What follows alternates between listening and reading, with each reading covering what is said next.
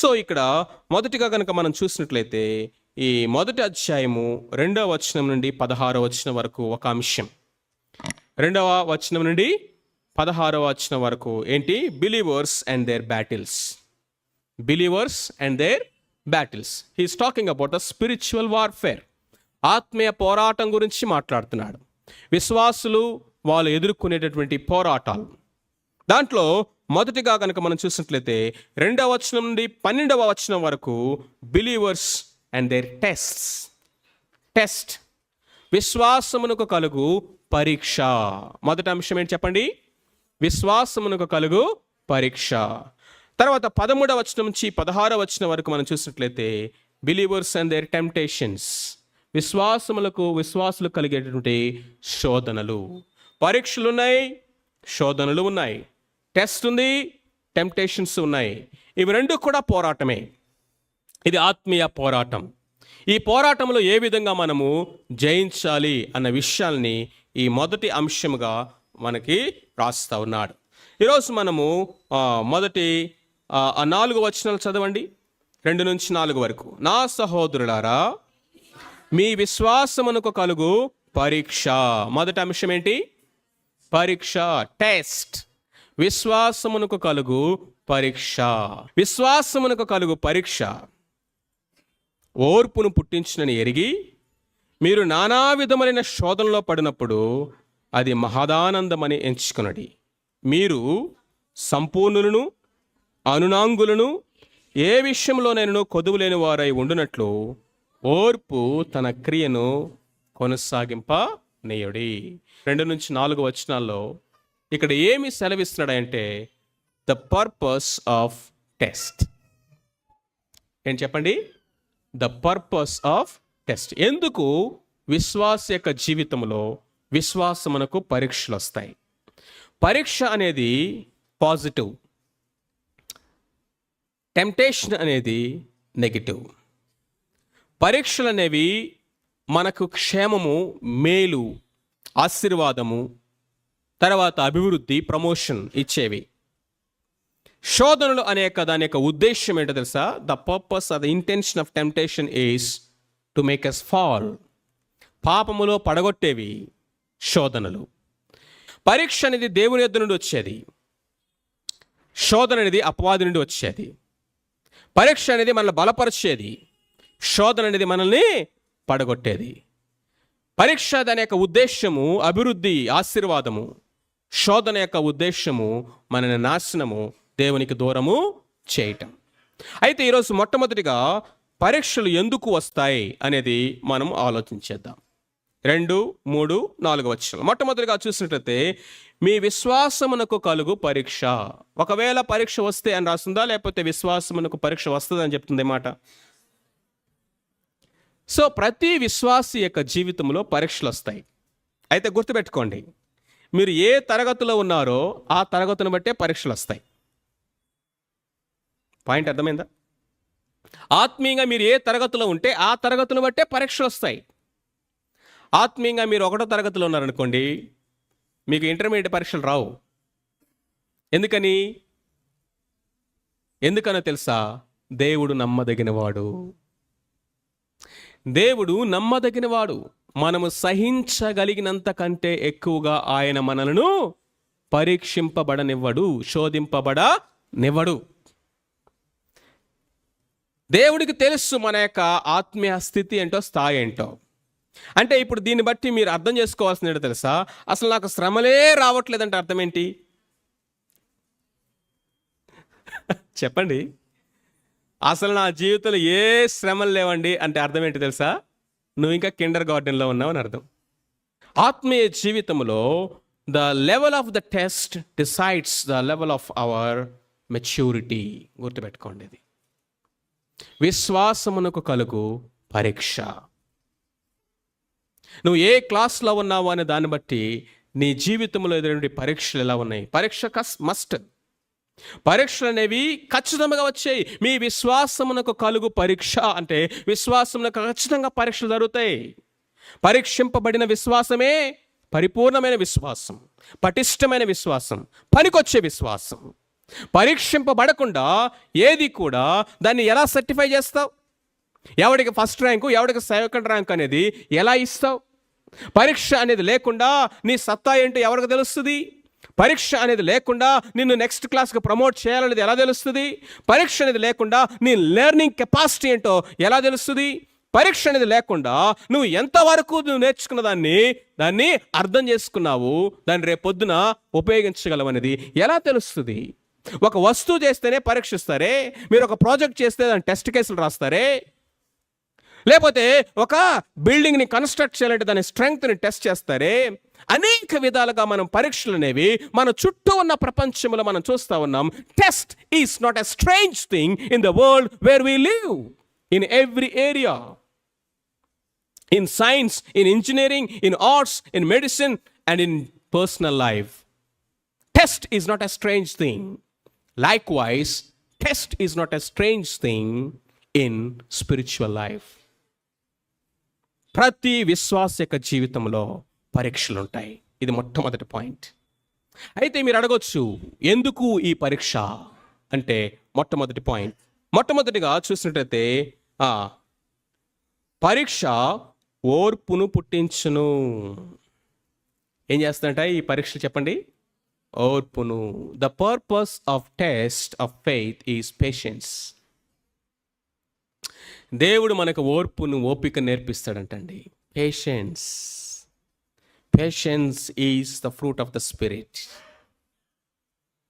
Patience is the virtue of a believer. Patience is a sign of a spirit filled life. Patience is a mark of a matured life. పరిపక్వతకి గుర్తు, ఆత్మతో నింపబడ్డామంటానికి గుర్తు, ఆత్మ ఫలమునకు గుర్తు. ముక్కు మీద కోపమా? ఇంకా నువ్వు పరిపక్వతలకు రావట్లేదు, పచ్చిగా ఉన్నావు. అదవుతున్నా ఫలం పచ్చిగా ఉందనుకోండి, ఉపయోగకరంగా ఉంటుందా? ఇంకా పక్వములకు రావట్లా, ఇంకా బ్రోకెన్నెస్ రాలా, ఇంకా విరిగి నలిగిన స్థితిలోకి రాలా. కస్సు బుస్సు అంటూ ఉంటారు, కేకలేస్తూ ఉంటారు, అరుస్తూ ఉంటారు, అగ్రెసివ్గా ఉంటాం. We lose our patience so easily many times. ప్రియమైన వారులారా, దేవుడట మన జీవితంలో ఇదిగో పరీక్షలు, శ్రమలు అనేటువంటి పరీక్షలను పంపించి దేవుడు ఏం చేస్తాడో తెలుసా? మనకి ఓర్పుని నేర్పిస్తాడట. ఓపిక, పేషెన్స్. పేషెన్స్, ఓపిక కావాలి, ఓర్చుకోవటం అనేది కావాలి, నిరీక్షించడం అనేది తెలుసుకోవాలి. ఇంపేషెంట్ అంటే అర్థం ఏంటి? ఎదురు చూడటం తెలియదు, ఓర్చుకోవటం తెలియదు, సహించటం అని తెలియదు. And we retaliate immediately.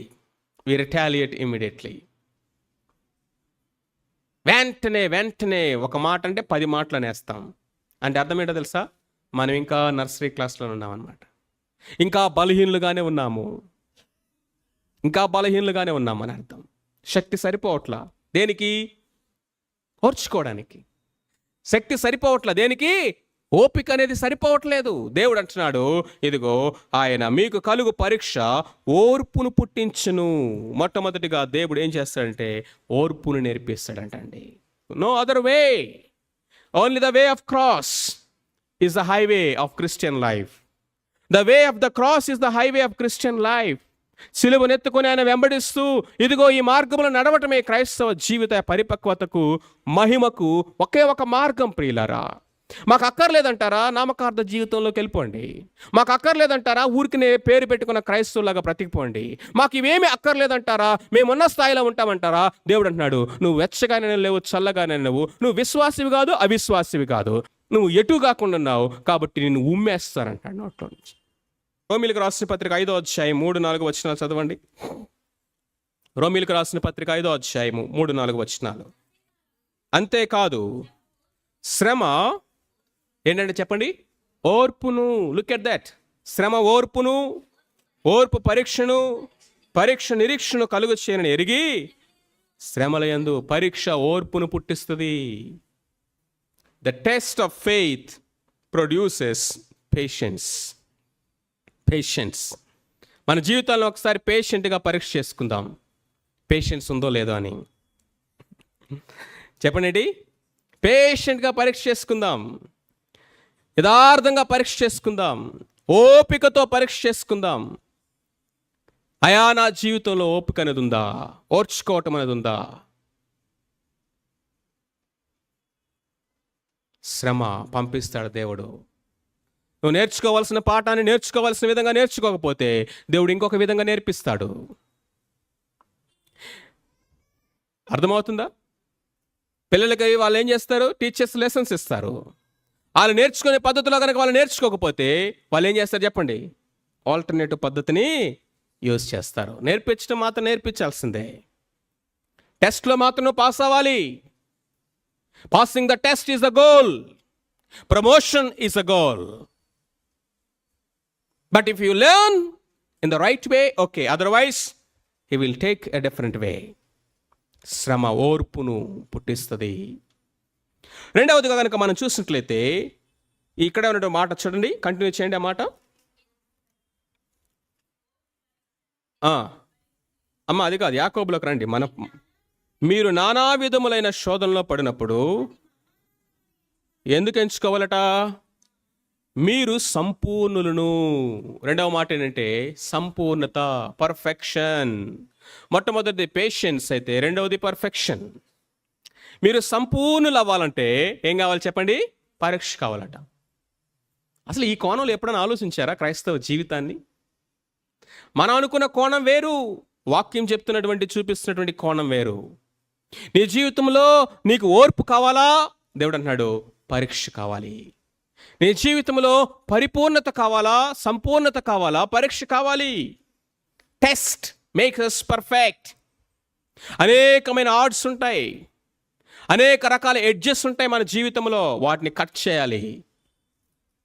హెచ్చు తగ్గులుగా ఉంటాయి, వాటిని కట్ చేయాలి. ఫైన్ ట్యూనింగ్ ఉంటుంది, దానికి కావాలి మన జీవితంలో. రఫ్గా ఉన్న ఏరియాలో, వంకర టింకర్గా ఉన్న ఏరియాస్లో, హెచ్చు తగ్గులుగా ఉన్న ఏరియాస్లో, ఆడ్డుగా ఉన్న ఏరియాస్లో ఆయన ఏం చేస్తాడో తెలుసా? పరీక్షలు మన జీవితంలో అనుమతించడం ద్వారా పరిపూర్ణతలోకి తీసుకొస్తాడు. It brings us perfection. Yes, ఒక్కొక్క తరగతి ముందుకెళ్ళే కొలది మన లెర్నింగ్లో ఏమొస్తుంది చెప్పండి? ఏమొస్తుంది? Perfection, in the path of perfection. కొదువులను తీసివేస్తాయట. కొదువులు, ఏ కొదువులు లేని వారై. కొదువులు లేకుండా మన జీవితంలో ఆ కొదువులు భర్తీ అవ్వాలంటే, ఆ గ్యాప్స్ ఫిల్ అవ్వాలంటే, ఆ యొక్క హెచ్చుతగ్గులన్నీ కూడా మనల్ని చక్కగా ట్రిమ్ అవ్వాలంటే మన జీవితంలో పరీక్షలు కావాలి ప్రియులారా. పరీక్షల నుంచి పారిపోవాకండి. పరీక్షల నుంచి పారిపోయేవాడు ఎవడు కూడా ప్రమోషన్ అవడు. పరీక్షల నుంచి పారిపోయేవాడు ప్రయోజకుడు అవడు.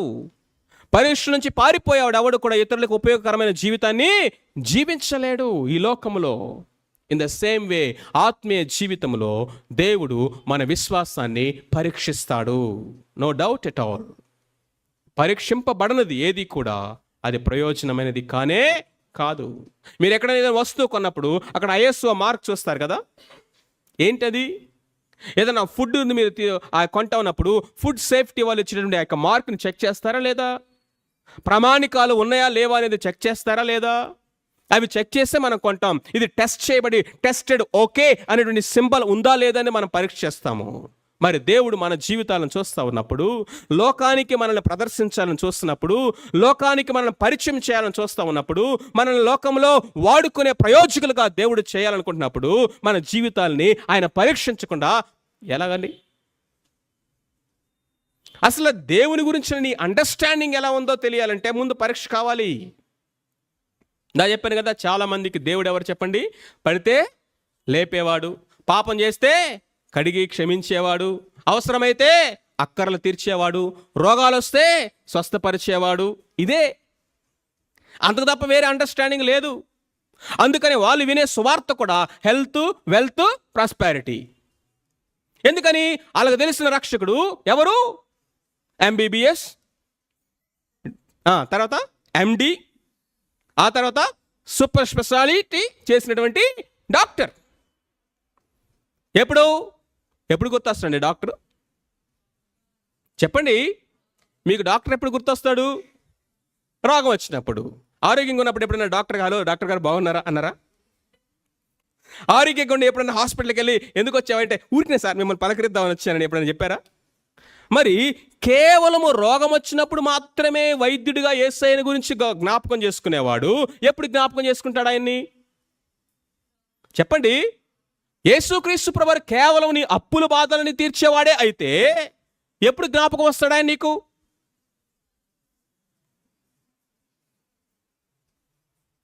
ఇక్కడ నూనె కూర్చున్న వాళ్ళ 190 మందికి మాకు అప్పులు ఏం లేవండి అన్నారు అనుకోండి, ఎవరు అవసరం లేదు. అంతే. అప్పులు తీర్చేవాడు మాకెందుకు, మాకు అప్పులు లేవుగా. రోగాలు తీర్చేవాడు మాకెందుకు, మాకు రోగాలు లేవుగా. ఇల్లు ఇచ్చేవాడు మాకెందుకు, మాకు సొంత ఇల్లు ఉందిగా. ఉద్యోగాలు ఇచ్చేవాడు మాకెందుకు, మాకు ఉద్యోగాలు ఉన్నాయిగా. పిల్లలు ఇచ్చేవాడు మాకెందుకు, మాకు పిల్లలు 4 పుట్టారు, వద్దన్నగానే ఒకడు పుట్టాడు మళ్ళీ. పాయింట్ మీకు అర్థమవుతుందా? లోకంలో యేసుక్రీస్తు ప్రభువారు ప్రకటించబడే ప్రకటన ఇదే. యేసు ప్రభు దగ్గర రండి మీకు పిల్లలు పుడతారు, యేసు ప్రభు దగ్గర రండి మీకు ఆస్తులు వస్తాయి, యేసు ప్రభు దగ్గర రండి మీకు అనారోగ్యాలు పోతాయి, యేసు ప్రభు దగ్గర రండి మీకు డబ్బులు వస్తాయి, యేసు ప్రభు దగ్గర రండి మీకు ఉద్యోగాలు వస్తాయి, యేసు ప్రభు దగ్గర రండి మీరు అమెరికా పోతారు. ఇదే అండి బైబిల్ బోధించే బోధ, అది కాదు. యేసు ప్రభు దగ్గర రండి మీకు పరీక్షలు వస్తాయి. యాకోబు బోధించే బోధ అది. పరీక్షలు లేకుండా నీ బ్రతుకు ఎందుకు పనికిరాదు. ఎందుకంటే మొదటిది ఓర్పు నేర్పిస్తుంది, రెండోది మన జీవితంలో సంపూర్తిగా పరిపక్వత నేర్పిస్తుంది. ఇంకొకటి చూసి ప్రార్థన చేసుకుందాం. పేతురు రాసిన మొదటి పత్రిక 1:7 చదవండి. పేతురు రాసిన మొదటి పత్రిక 1:7. నశించిపోవు సువర్ణము అగ్ని పరీక్ష వలన శుద్ధపరచబడుచున్నది కదా, దానికంటే అమూల్యమైన మీ విశ్వాసము. ఇక్కడ శోధన అంటే అర్థము టెంప్టేషన్ కాదు, అది మీరు జాగ్రత్తగా గమనించాలి. పరీక్ష ఏంటి చెప్పండి? ఇది నానా విధములైనటువంటి పరీక్షలు అన్నాడు. తర్వాత ఈ శోధన అన్న మాటకి ఇక్కడ పరీక్ష. ఈ పరీక్ష వలన శుద్ధపరచబడుతుంది. యేసుక్రీస్తు ప్రత్యక్షమైనప్పుడు మీకు మెప్పు, మహిమ, ఘనతయు కలుగుటకు కారణమగుచున్నది. ఏంటయ్యా మెప్పుకు, మహిమకు, ఘనతకు కారణమయ్యేది ఏంటి? మన విశ్వాసాన్ని బంగారము కంటే శుద్ధిగా చేసేది ఏంటి? మన విశ్వాసాన్ని అమూల్యమైనదిగా ఆయన దృష్టికి చేసేది ప్రెషియస్. విశ్వాసమును అమూల్యమైనదిగా చేసేది ఇదిగో పరీక్ష. నానా విధములైన పరీక్షలు వచ్చినప్పుడు నానా విధమైన దుఃఖం వస్తుంది, కానీ నిరీక్షణ లేని వారిలాగా ఏడబాకండి. దుఃఖం వస్తుంది, దుఃఖం అది కంపల్సరీ, కానీ నిరీక్షణ లేని వారిగా ఏడవద్దు.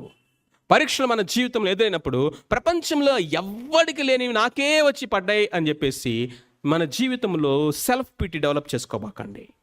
కొన్నిసార్లు పరీక్షలు వెంబడి పరీక్షలు వస్తాయి, టపా టపా టపా టపా, లెఫ్ట్ రైట్ అన్నట్టుగా 4 దిక్కుల నుంచి ఇందాక అన్నాడు కదా, 4 దిక్కుల భీతి నాకు కలుగుతుంది. వస్తాయి, కానీ దేవుడు కంట్రోల్లో ఉన్నాడు. గుర్తుపెట్టుకోండి, దేవుడు అనుమతించింది ఏది మన జీవితంలో మన బౌండరీ దాటదండి.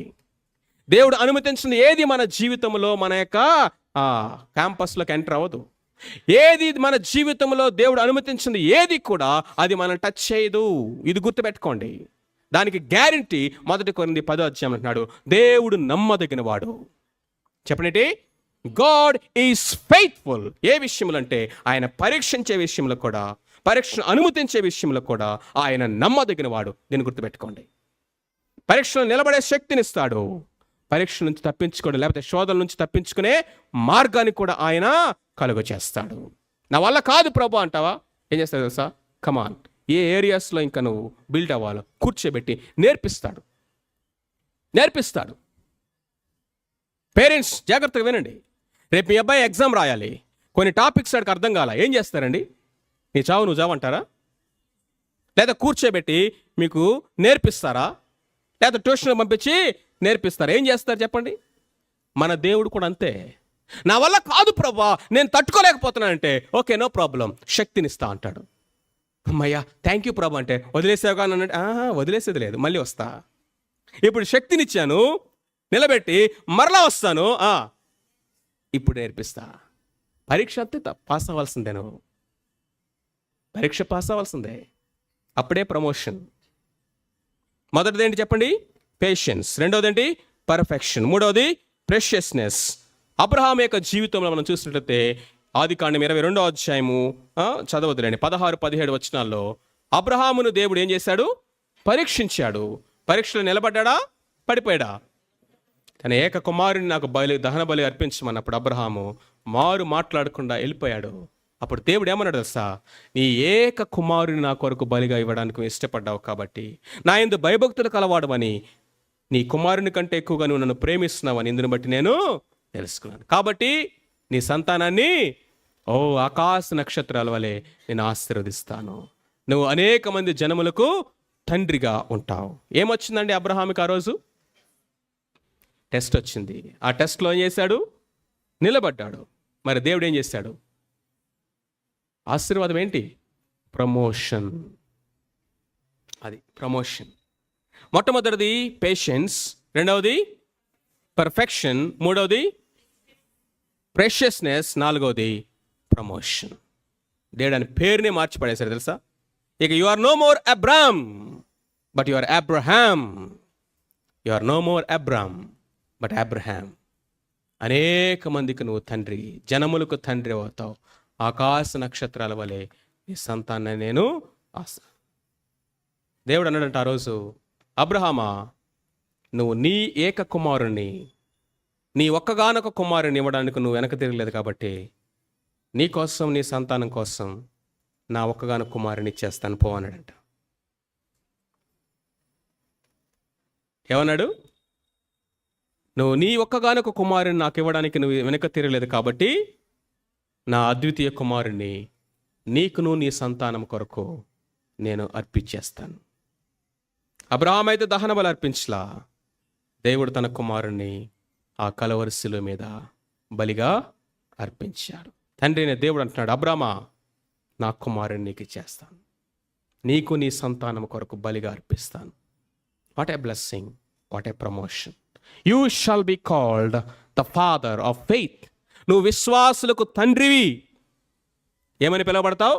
విశ్వాసులకు తండ్రి అని నువ్వు పిలువబడతావు. What a promotion, what a promotion. కారణం ఏంటో తెలుసా?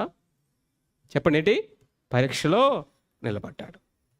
కాబట్టి మీకు నానా విధములైన శ్రమలు, పరీక్షలు వచ్చినప్పుడు మహదానందముగా ఎంచుకోండి, మహదానందముగా ఎంచుకోండి, మహదానందముగా ఎంచుకోండి. ఎందుకంటే పరీక్షలు మనకి పేషెన్స్ని, రెండవది పర్ఫెక్షన్ని, మూడవది మనల్ని విశ్వాసాన్ని ప్రెషియస్గా మారుస్తాయి, ప్రమోషన్లోకి నడిపిస్తాయి. ప్రార్థన చేసుకుందాం. తలలో వంచండి.